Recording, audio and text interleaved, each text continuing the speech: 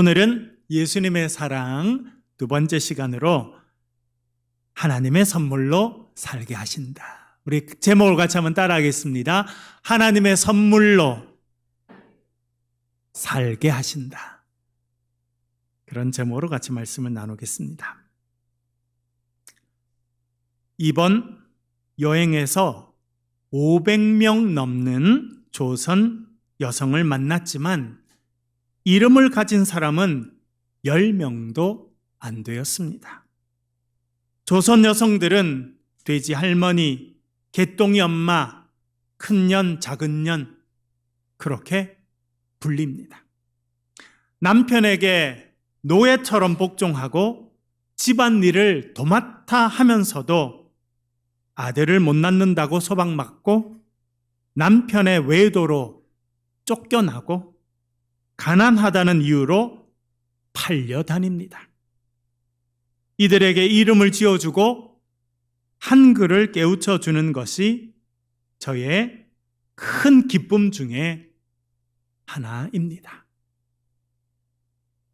이것은 서서평 선교사가 미국에 있는 장로교, 남장로교 선교본부에 보낸 편지의 일부입니다.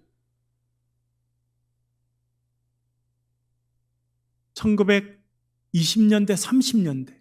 여러분, 지금부터 100년도 되지 않았을 때 대부분의 여성들은 여전히 이름이 없는 사람이었다라고 이야기하고 있습니다. 간호사였던 엘리자베스 셰핑은 32살에 한국으로 선교사로 파송받게 됩니다. 한국에 와서는 서평이라는 이름을 평생 사용하게 됩니다. 간호사였던 그녀는 고통받는 여성들을 많이 껴안았습니다. 34명의 과부들과 같이 살았습니다. 13명의 소녀는 자기의 양녀로 입양하였습니다. 가난한 여성들에게 한글을 가르치고 이름 없는 여성들에게 이름을 지어주고 그 여성들이 교육할 수 있도록 성경학교를 세워서 수만 명을 공부시킵니다. 나중에 그 학교는 여자 신학교가 되었고 지금의 전주인은 한일장신대학교로 발전하였습니다. 그녀는 간호사로 살면서 이 땅에 간호 인력을 기르기 위해서 얼마나 노력했는지 모릅니다. 그리고 조선 간호부 협회라고 하는 걸 만들었고 본인이 10년 동안 이 협회의 회장을 하였습니다. 그리고는 일제가 많이 반대했지만 결국 이 조선 간호부 협회를 세계 간호협의회의 멤버로 가입시키는 일도 하였습니다. 특별히 불쌍히 여겼던 사람들은 나병 환자, 문둥이들이라고 불려졌던 한센인들이었습니다. 집에서도 쫓겨나고 마을에서도 쫓겨났던 그 사람들을 모아서 치료하는 일을 하게 됩니다. 그리고 광주에 한센 병원이 생기는 일에 깊이 관여하였습니다. 그가 특별히 소외받았던 여성들에게 그리고 버림받았던 한센인들에게 관심이 많고 마음이 특별했던 이유가 있습니다. 왜냐하면 그녀도 버림받았기 때문입니다. 그녀의 본명은 엘리자베스 셰핑입니다. 태어나기도 전에 아버지로부터 버림받습니다. 사생아로 태어나게 됩니다. 3살이 채 되기 전에 엄마가 그녀를 버리고 미국으로 떠나버립니다. 독일에서 외할머니 손에서 자라게 됩니다. 9살이 됐는데 그 외할머니도 돌아갔습니다. 그래서 한음 수 없이 짐을 챙겨서 미국에 있다고 하는 엄마를 찾아 낳았어야 했습니다. 엄마를 어렵게 만났지만 엄마의 사랑을 받고 자라지는 못합니다. 혼자 힘으로 간호대학까지 졸업하게 되고 그리고 그쯤 장로교회에 가서 장로교인이 됩니다. 그리고 선교에 헌신합니다. 32살에 남장로교 파송을 받아서 전라남도 광주 호남 지방은 그 당시 남장로교회 선교 지역이었습니다. 말씀드린 것처럼 그녀는 한국에 왔습니다. 한국 사람들과 똑같은 한복을 입었습니다. 신발은 여성 신발이 맞는 게 없어서 남자 검정 고무신을 평생 신고 다녔습니다. 함석 지붕의 토담집에서 살았습니다. 그러면서 버림받은 여성들, 소외된 사람들을 섬기는 일들을 22년 동안 감당했습니다. 1934년 6월 26일, 그러니까 지금처럼 더울 때였죠. 6월 26일 새벽, 그녀는 광주 양림동에 있는 작은 집 침대에서 마지막 숨을 거두게 됩니다. 그녀의 나이 54세였습니다. 그녀의 직접적인 사망 원인은 만성적인 풍토병, 그러니까 우리나라 살면서 체질이 안 맞고 하니까 늘 그런 병이 있었고, 또 충격적이게도 영양실조로 죽게 됩니다. 그녀는 남장로교에서 충분한 선교비를 지원받고 있었습니다. 그러나 그 선교비의 대부분은 과부들에게, 한센인들에게 나눠주고 본인은 보리밥과 된장국을 주로 먹고 살았습니다. 그 생활들이 지속되면서 그녀는 극심한 영양실조에 걸리게 되고 54이라는 나이에 쓰러지게 되었습니다. 서서평 선교사의 장례는 광주 최초의 시민 사회장으로 치루어지게 됩니다. 그녀의 시신을 실은 수레가 광주 시내를 지날 때 수많은 한센인들과 여성들이 나와서 어머니라고 외쳤다라고 하는 기록이 있습니다.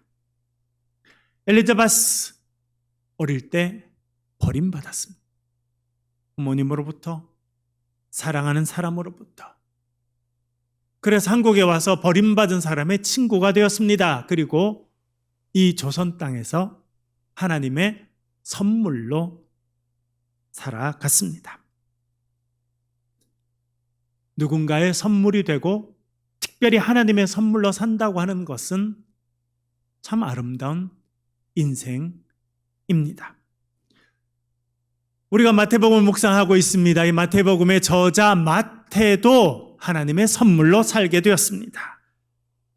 읽은 말씀 9장 9절 같이 한번 읽어보겠습니다. 9장 9절 같이 읽겠습니다. 시작.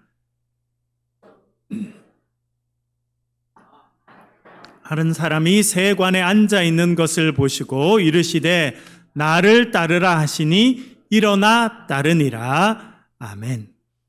한 번은 예수님께서 세관을 지나십니다. 이 세관은 가버나움에 있는 세관입니다. 가버나움. 이스라엘에 가보면 이제 갈릴리가 있고 거기 북동쪽에 북서쪽에 가버나움이라는 동네가 있고 예수님이 거기 사셨어요. 근데 그 동네에는 세관이 큰 게 있었습니다. 왜냐하면 해변길이라고 하는 국제도로가 그 길을 지나갔습니다. 지금의 사우디아라비아 그리고 지금의 이란, 이라크 지역, 메소포타미아 지역은 그 당시 가장 또 문화가 흥했습니다. 그리고 지금의 이집트 지역이 문화적으로 가장 발전한 곳이었습니다. 그 두 곳을 잇는 국제도로가 해변길이었습니다. 그 해변길이 가버나움을 지났습니다. 그래서 가버나움에는 수많은 상인들이 지나고 많은 사람들이 있었습니다. 그래서 통행세를 받고 물건세도 받고 그런 세관이 아주 큰 게 있었다고 생각이 듭니다.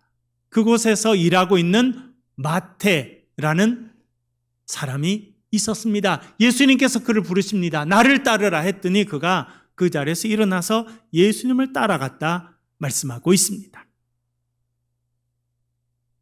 그런데 마가복음에 보면 다른 이름이 나옵니다. 마가복음 2장 14절 읽어보겠습니다. 마가복음 2장 14절 같이 읽을게요. 시작. 또 지나가시다가 알페오의 아들 레위가 세관에 앉아 있는 것을 보시고 그에게 이르시되 나를 따르라 하시니 일어나 따르니라. 아멘. 여기는 누구라고 이름이 나옵니까? 알페오의 아들 레위입니다. 레위. 마태복음에는 마태라 그러는데 마가복음에는 레위라는 이름이 나옵니다. 그래서 두 사람이었나 생각하는 사람들도 있습니다. 왜 그럴까? 성경학자들의 연구에 따르면 이제 그의 원래 이름은 레위였다고 생각이 됩니다. 레위. 여러분, 이스라엘 레위 지파가 있죠. 제가 밴드빌트 대학에서 박사를 할 때도 여자 교수님이 계셨어요. 유태인 여자 교수님. 성이 뭐냐면 르빈입니다. 르빈. 레위가 리바이트인데, 그래서 그 레위 족속들은요 아직도 성에 레위인 이름이 붙어 있어요. 그래서 리바이트라고 된 이름이 레벤손, 뭐 이런 이름들은 다 레위 지파라는 뜻입니다. 그러니까 이 레위라는 이름은 전형적인 유태인의 이름이지요. 그런데 이 이름이 나중에 마태로 바뀌게 됩니다. 누가 이름을 바꿔줬을까요? 예수님이 그렇게 하셨다고 생각이 됩니다. 레위는 어릴 때 괜찮은 집안에 성장했던 것 같아요. 그런데 커서 무슨 직업을 갖게 됐냐면 세리의 직업을 갖게 됐습니다. 세금을 거두는 사람. 여러분, 예수님 당시에 세금을 거두는 사람들이 좋게 봤겠습니까? 부정적으로 봤겠습니까? 매국노라고 생각했습니다. 죄인이라고 생각했습니다. 여러분, 삭개오라고 하는 세리를 잘 아시죠? 어릴 때부터 들었던 키가 작은 삭개오, 세리장이었는데 사람들이 그를 뭐라고 불렀습니까? 누가복음 19장 7절 한번 읽어보겠습니다. 같이 한번 읽어볼게요. 시작. 무사람이 보고 수군거려 이르되 저가, 예수님께서 지금 삭개오의 집에 들어갔더니 사람들이 예수님이 누구 집에 들어갔다고 말합니까? 저 죄인의 집에 들어갔다 라고 하는 것이 그 당시에 세리들에 대한 평가였습니다. 그런데 예수님은 그 사람들에게 손가락질 받는 세리 중에 한 명이었던 레위라는 사람을 제자로 부르십니다. 그 부르심에 그는 즉각적으로 응답합니다. 그리고 예수님을 따라가는 제자가 되었습니다. 그리고 사람들에게 손가락질 받는 나를 예수님께서 제자로 불러주시니 그는 열심히 공부하고 열심히 훈련받는 예수님의 마음에 드는 그런 제자 중에 하나가 되었던 것 같습니다. 그래서 하루는 예수님께서 그에게 별명을 붙여주십니다. 그 별명이 마태입니다. 여러분, 예수님께서 제자들에게 별명을 붙여주신 것은 우리가 잘 알고 있죠. 갈릴리에서 고기 잡던 시몬이라는 청년이 있었습니다. 물론 결혼해서 벌써 가정이 있는 사람이었는데 예수님께서 그를 부르십니다. 그래서 시몬이 예수님을 따라갑니다. 그런데 예수님께서 나중에 시몬에게 별명을 붙여주십니다. 너는 반석이다. 그래서 반석을 아람어로는 케파스라고 말합니다. 우리말로는 게바입니다. 이 반석이란 말이 헬라어로는 페트로스입니다. 페트로스. 우리는 페트로스를 우리말로는 베드로라고 부릅니다. 그래서 우리는 예수님의 수제자의 이름을 누구로 알고 있습니까? 베드로입니다. 근데 베드로는 사실 그의 원래 이름은 아니고 별명입니다. 별명. 원래 이름은 시몬입니다. 그런데 예수님께서 그에게 별명을 붙여주신 거예요. 너는 반석과 같다. 너는 바위구나. 그래서 베드로라는 별명을 붙여주시고, 그래서 우리는 그 사람을 베드로라고 알고 있는 것입니다. 똑같은 일이 레위에게도 일어났습니다. 그는 원래 이름은 레위였습니다. 그러나 예수님께서 그에게 별명을 붙여주십니다. 그 별명이 마태입니다. 마태가 어떤 뜻이겠습니까? 화면을 보여드릴게요. 마태는 여호와의 선물이라는 뜻입니다. 마티드 야후라고 하는 말에서 왔고요. 야후는 여호와, 야훼의 준말이고 마티드라고 하는 말은 선물이라는 뜻인데 그게 마티드 야후에서 마티타이에서 마태가 되었습니다. 넘겨주시고 말씀드린 것처럼 여기 마티드는 마탄, 선물이라는 뜻이고요. 야후는 여호와의 준말이 야후. 그래서 마티드 야후, 하나님의 선물이 마태라는 단어가 되었습니다. 그는 손가락질 받는 세리였습니다. 그런데 예수님의 제자가 됩니다. 예수님을 따라갔더니 예수님이 그에게 별명을 붙여주십니다. 이제부터 너는 마태다, 마태. 뜻이 뭐라는 것입니까? 여호와의 선물이. 지금까지는 사람들에게 손가락질 받고 매국노라고 취급받고 죄인이라고 손가락질 받았지만 이제부터 너의 인생은 하나님의 선물이 될 것이다. 그래서 그는 하나님의 선물로 살아갑니다. 그리고 그 마태는 우리에게 마태복음이라고 하는 선물을 남겨주었습니다. 하나님께서 저와 여러분을 하나님의 선물로 이 땅 가운데 허락하셨다는 것을 기억하실 수 있기를 간절히 바랍니다. 하나님께서 우리 새창조교회에 선물로 주신 분이 있는데 장세영 집사님이십니다. 장세영 집사님은 2020년 11월에 교통사고를 겪습니다. 그래서 교통사고의 영향으로 머리 수술을 받게 됩니다. 얼마나 낙심했겠습니까? 그때쯤 우리 중학교 친구인 이하정 집사님이 복음노트를 보내주고 기도도 해주고 그래서 2021년 5월부터 복음노트를 듣게 됩니다. 그런데 그 해 2021년 7월에 암 판정을 받습니다. 항암 치료를 먼저 하고 12월이 돼서 암 수술을 받았습니다. 그리고 그 다음 해 2022년부터 온라인 예배를 드리기 시작합니다. 그래서 우리 교회에 직접 오지는 않았지만 온라인으로 예배를 드리고 참여하기 시작하고 말씀을 듣기 시작하고 예배를 드리는 그런 인생이 되었습니다. 그때부터 본격적으로 복음노트를 하면서 말씀을 읽고 말씀을 묵상하고 말씀을 쓰는 그런 일들을 하였습니다. 2023년 말에는 암이 대장으로 전이 됩니다. 그래서 수술을 받고 항암 치료를 하였습니다. 2024년 3월에는 그 암이 폐로 전이 됐습니다. 어려운 항암 치료를 계속하는 중이었습니다. 여러분 그래도 절기 때마다 남편과 함께 딸을 데리고 예배에 와서 얼마나 밝게 예배를 들었는지 모릅니다. 한 번은 예배에 참여해서 제가 물어봤습니다. 항암 치료 갖고 하는 게 너무 힘들지 않습니까? 그랬더니 그래요. 목사님, 저도 때때로 지치고 힘들 때가 있습니다. 그런데 말씀을 들으면 새로운 힘이 납니다. 그래서 말씀을 듣고 새 힘을 얻고 그래서 제가 버텨갑니다.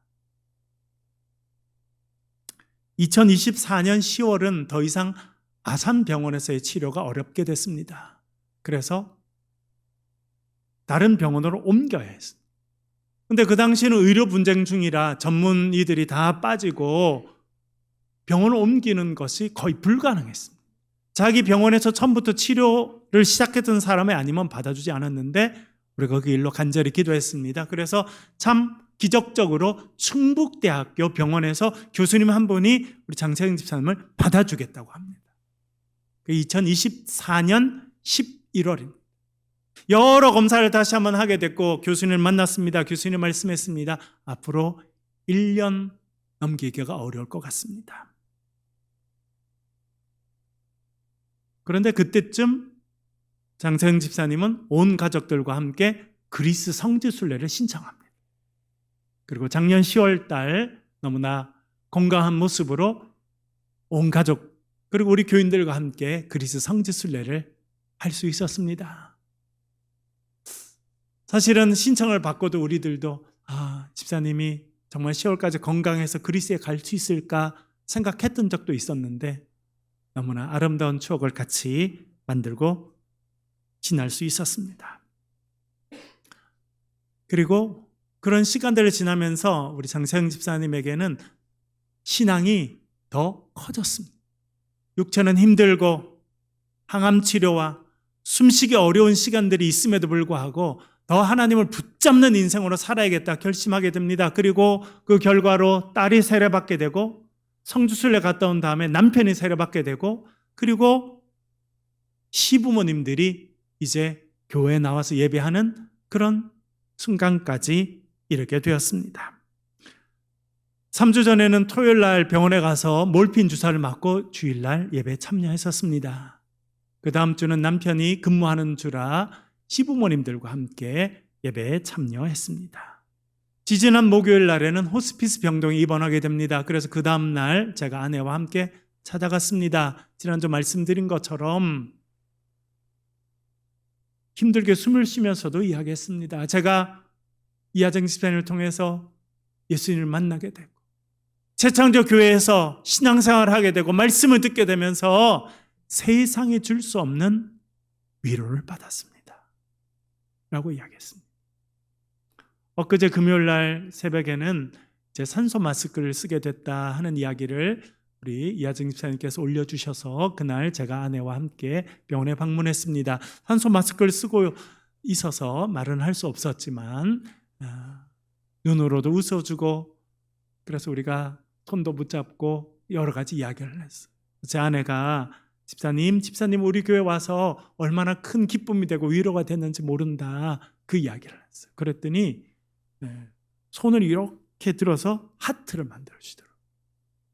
그래서 제가 시편 23편 읽어드렸습니다. 여호와는 나의 목자시니 내게 부족함이 없습니다. 내 잔이 넘치나이다. 집사님 넘치는 자네 삶을 살아오셨고 이제 앞으로 남편 김현수 형제도 딸 나은이도 같은 고백을 하게 될 것입니다. 그렇게 제가 말씀드리고 기도를 해드렸더니 가슴에 손을 올리고 이렇게 손으로 하트를 만들어줘요. 그리고 우리가 또 시간을 보내면서 여러 가지 이야기를 했습니다.